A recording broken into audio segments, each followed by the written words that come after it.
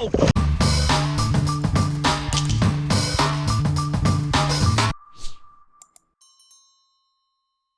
What's up, everybody? I'm back in the tournament saddle on Lake Dardanelle for the Hobie Bass Open Series finale. Let's get into how the tournament went for me. So if you guys have seen one of my prior videos, I took the summer off from tournament fishing. I had a little bit of burnout, I think, from all the travel and competition, but I took the summer off, did some river fishing, just some local fun fishing, did some other stuff to kind of occupy my mind and self throughout the summer. But by the time September arrived, I was full-blown ready to get back into fishing tournaments, and lo and behold, the next big tournament coming this way in the fall was right here in Arkansas on Lake Dardanelle, the Hobie Bass Open Series finale down there. 150 anglers, just short of 150 anglers showed up for this event. It is the biggest kayak event ever held in Arkansas. We're going to get into day one today, but overall the event was fantastic. They run a pro level event just like they always do. Got to see a bunch of friends from all over the country. Had a blast down there over the 4 days that I was down there. We're going to get into day one right now, and then we'll have day two in a separate video coming up soon. So let's jump into it. Got launched into my spot relatively easily. Not very many people there. Let me show you why I chose this area. I found fish in practice holding on channel banks.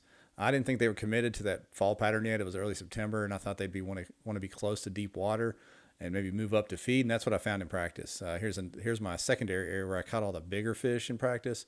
It's a secondary creek channel running up close to the bank with some docks and bank grass and stuff.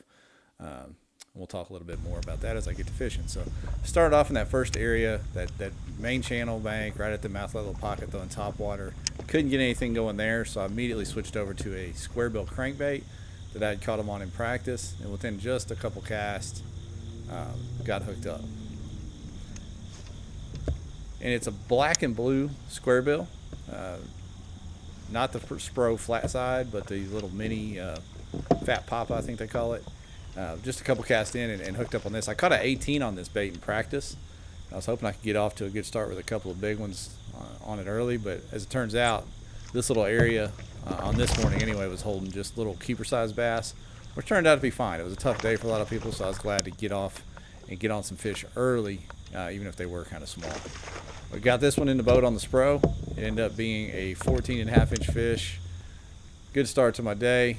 Knocked the rust off, and we're off and running towards a limit on day one of this tournament. I went back to work with the Spro. On both sides of this little pocket, there was some bank grass and rock, and there was a ditch leading in there that was like 15 feet deep, and then it came up on like a little 6 to 8 foot shelf, and that's where I was getting the bites on the square bill, on that little rocky shelf. Hooked up on another one, and they were eating both treble hooks. I mean, they weren't getting the back hook. They were getting both trebles solid. Second fish in the boat, exactly the same length as the first one, 14.5 inches. Kind of got all my stuff untangled, got a good picture of it. I'm sitting on 29 inches after 2 fish. Feeling pretty good. I feel like, I'm going to get a limit here pretty quick because there's bait popping. I saw bait on my graph. Went down the side of the bank and pulled out a spinnerbait to kind of run the edges of some of this grass because the crankbait was getting hung up in it. And I'll show you guys the exact baits at the end of the video. But spinnerbait's great, and spinnerbait, swim jig, chatterbait for working around grass. So got out spinnerbait, and just once again a couple casts in, had one come out of the edge of that grass and hammer it. A little debacle trying to get my net loose. Got hung up on a little clamp. Finally said the heck with it, just swung it in the boat.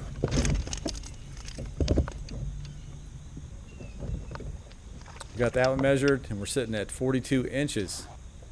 3 fish in the boat. Kept using the spinnerbait. There's some guys on the bank drinking coffee. I told them I'd catch one for them. I was feeling kind of cocky this morning, I guess. But they're standing there watching me with their coffee, and a few more casts on that bank grass there, and sure enough, hooked up with one. This would be number 4 on the day if I could get it in the boat. I hadn't lost any fish to this point. Got him. Told you, I'm gonna catch one for you.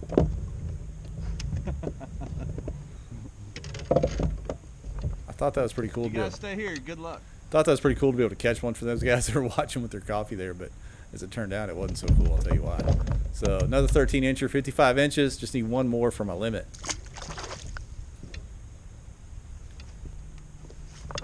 So I kept fishing around there, and those guys that saw me catch that with their coffee went back to their RVs. And No giants, but all keepers at least. that's Brian Howe, one of the best anglers in the game. He launched with me. He was having a little struggle bus in the morning.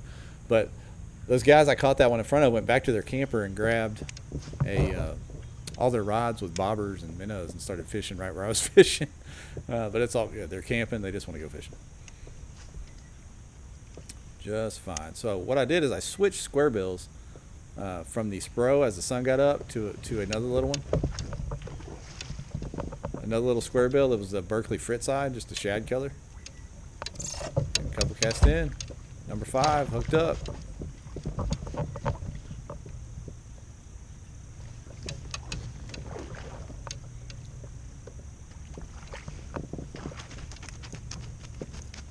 Bingo. Number 5 in the boat, limit.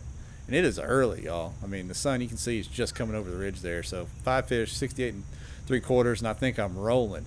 Well, I went to the rest of the day without getting another good bite until this one. And I turned the sound off because things get crazy. But watch what happens right here.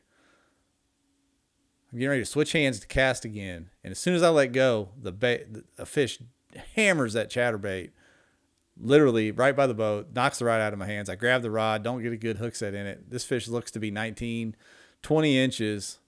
And sure enough, it comes off because I fumbled around with the rod and didn't get a good hook in it. This loomed large because it was probably a 6 to 7 inch cull for my smallest fish. And when I look at my total for the 2-day event, it really would have put me close to check range, and definitely in the top 20. I thought I had another chance at a cull right here. Throwing the chatterbait again. Swung it around, got a good hook set this time, but got catfished. So I've been fishing about 4.5 hours at this time. I planned on not fishing the whole day anyway because I've been facing some real neck and back issues, and it's almost lunchtime, so I decided to pedal back towards the ramp, pack it in, and get ready for day 2. So there you go, guys. Day 1 in the books. I left a little bit on the table with that big one that I lost, but that's just part of it. You don't always land them all.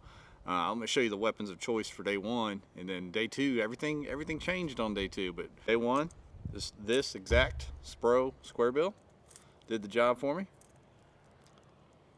And then once the square bill bite kind of stopped first thing, I say that, all my bites were early in the morning, I switched over to a spinnerbait, and I was just using a small accent river special with double willows, golden chrome. It's kind of in a spot remover color. It's that chartreuse green and white. And what I've got on there as a trailer is just a little, that's a Yum dinger, swimming dinger, cut down as the trailer. So there you go. Those 2 baits did all my damage. Everything changed on day 2. Everything changed on day 2. These didn't play at all.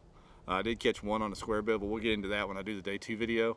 But sitting in the top 50 with room to move up, it was a solid day 1 and great to be back on the tournament scene. So be watching for the next video to drop here soon.